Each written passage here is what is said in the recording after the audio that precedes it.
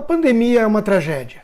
Ceifa vidas, espalha pânico e muitas vezes os governantes sob pressão precisam mostrar serviço, transmitir a sensação de que estão fazendo algo para controlar a disseminação do vírus. Por atingir de forma desproporcional a elite, a coisa fica ainda pior. Os pobres estão mais acostumados à falta de leito hospitalar, por exemplo, e a um risco maior de morte quando saem de casa.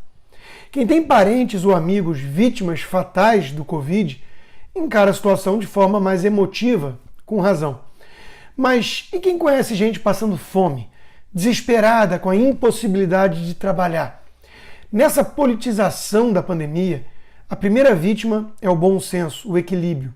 Lembram quando bastava falar no aspecto econômico para ser chamado de insensível, de assassino de idosos ou mesmo genocida?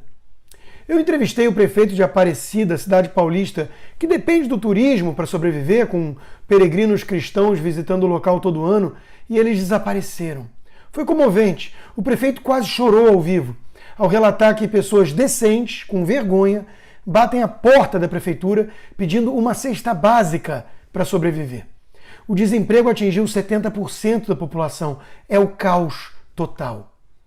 O Brasil virou o patinho feio nessa nova onda, provavelmente por conta da variante mais agressiva. E isso gera mais medo e revolta. É compreensível. Em tragédias, costumam demandar algum bode expiatório para ser sacrificado como culpado pela desgraça. O alvo, claro, é o presidente Bolsonaro. Sua postura no começo da pandemia em nada ajudou, sem dúvida. Mas há também muito oportunismo nisso tudo. Porque a mídia, por exemplo, segue com a contagem de óbitos com Covid desde o começo da pandemia e não de forma anual, como ocorre com todas as demais causas de morte. Quantos já morreram de influenza desde o começo do surto lá atrás, por exemplo? Vamos ficar nessa contagem mórbida até quando? Até 2022? Se governadores tiveram autonomia garantida pelo STF, por que a culpa seria do presidente? A gestão de João Dória é um fracasso. O estado de São Paulo bateu um novo recorde nessa pandemia. Quase 680 mortes em um único dia. Dória seria então o governador mais inepto do Brasil na condução da pandemia. Dória teve autonomia, repito, garantida para impor as restrições que ele defende e que, de fato, ele impôs ao seu estado. Ele também se vangloriou da vacina chinesa, que seria a grande cura, a salvação, a panaceia, e que ele ia inspecionar a cada novo recebimento de insumos diante das câmeras de TV. Ele vai culpar Bolsonaro por esse resultado ruim agora? Alguém acha mesmo que o povo paulista vai às ruas porque o Bolsonaro fala alguma coisa e não por necessidade extrema? Ou por decisão própria? Por que seriam influenciados por um e não pelo outro? Falta vacina no mundo todo. O Brasil é o 5º país que mais vacinou. Lembrando que aqui o número absoluto faz sentido, uma vez que a quantidade de vacina é limitada e tem que servir para todos. Na Alemanha, muitos desconfiam da vacina. E não pode ser culpa de Bolsonaro, certo?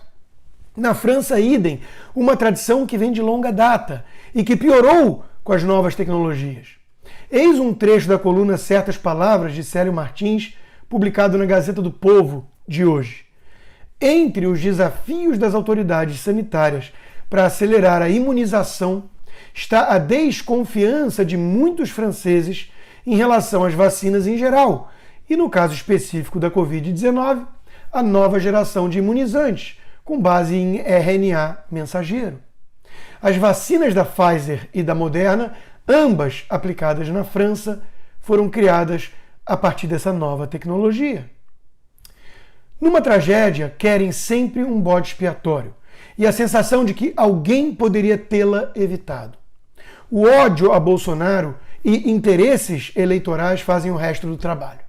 Mas essa politicagem, esse sensacionalismo, essa tentativa de transferir toda a responsabilidade para o presidente é justamente o que gera revolta popular.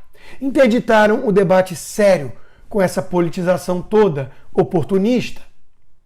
Não custa lembrar que o secretário executivo do Centro de Contingência do Combate ao Coronavírus em São Paulo é João Gabardo, nome de confiança do ex-ministro Mandetta, o que mais politizou a pandemia e que mandava todos ficarem em casa até surgirem sintomas graves.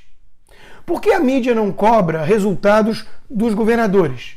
Basta demonstrar preocupação com as vidas e monopolizar a fala em nome da ciência? Basta a imagem, a aparência, a retórica?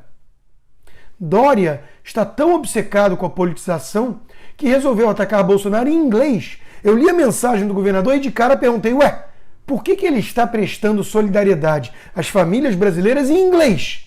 E logo depois, na outra mensagem, veio a explicação óbvia.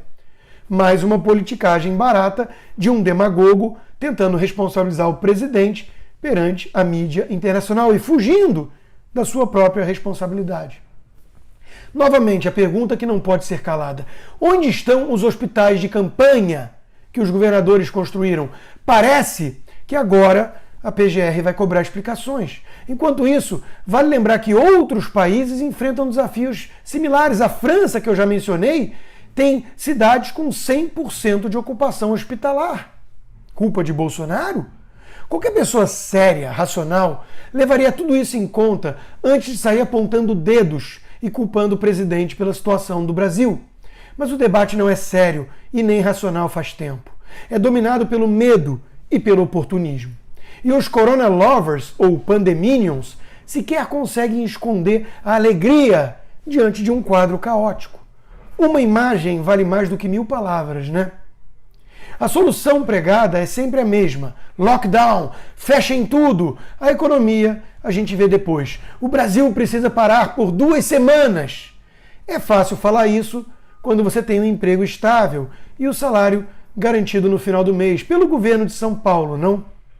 Enquanto isso, opositores de Bolsonaro não conseguem esconder até a real intenção por trás de tanto ataque.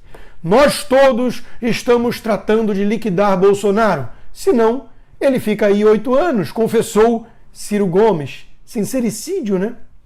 A troca de comando no Ministério da Saúde não muda nada, pois o alvo nunca foi Pazuello, e sim o próprio Bolsonaro. Alguns chegam a admitir.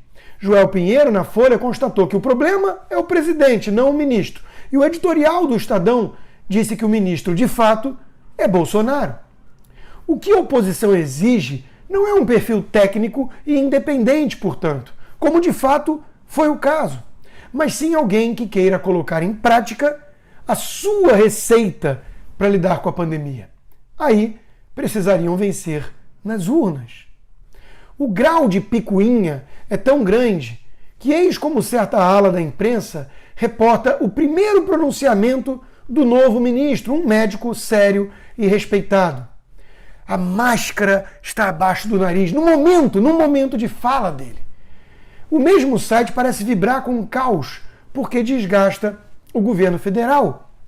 É uma forma abjeta de fazer jornalismo. Mas não é só um site menor de fofocas. Ao ler as manchetes em destaque na Folha de São Paulo hoje, fica claro como há uma torcida, uma campanha pelo pior, para que Bolsonaro seja visto como o grande culpado. A situação já é dramática por si só, com mortes causadas pelo vírus chinês e o desastre econômico fruto da pandemia e da reação a ela. A politização excessiva joga mais lenha na fogueira. Os abutres oportunistas exploram uma demanda natural da população em busca de um bode expiatório. Chega a ser um tanto bizarro, porém, apontar para Brasília, ignorando que os governadores tiveram ampla autonomia para lidar com essa crise.